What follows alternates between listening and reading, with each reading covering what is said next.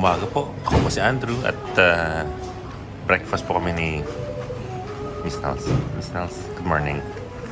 Ganda-ganda mong baby girl. Nasaan ka ngayon, baby girl? Old man. Old man fa. Old man. Yeah, dito sa... Saan tayo, Sa baby girl? Riverbank. Riverbank. Key. Okay. Sa Melbourne. Yeah. Okay. Miss Nels, ganda-ganda mo ulit. Ito lang tayo. Kwentuhan lang tayo while hinihintay yung tsaka for memory's sake, Miss Nels. Nag-check out na po kami sa sa hotel namin. Pero mamamasyal para masulit yung araw namin kasi bukas papasok na ako.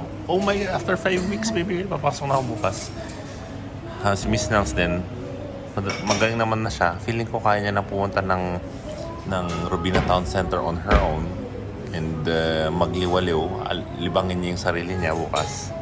Yun lang. Kailangan mo yung susi ko bukas. Iwan ko sa'yo.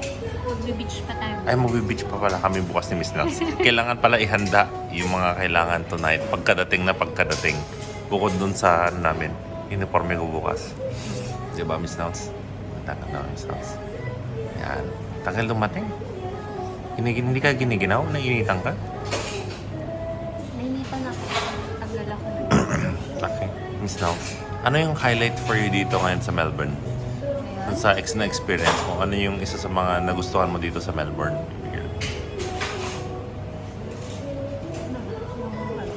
buildings. Yung Buildings. mga buildings? Anong meron sa mga buildings? Maganda yung architecture. Maganda yung architecture nila. Tapos nabanggit mo rin kahapon na parang mas friendly yung mga nasa Queensland. Ganun ba yan? Okay, Miss Nels. Pero okay naman sila dito. May namimig kami mga Pilipino. Binigyan kami ng free drink kahapon sa Skydeck. Galing ni Miss Nels. Ayan. Ganda pati yung ng sing-sing mo, baby. Ayan. Ayan. Ayan. Saan lang nga siya. Ang galing, Miss Nels. Alright. That's it for our mini vlog for today. Thanks, Miss Nels. Kain mo na. Bye-bye.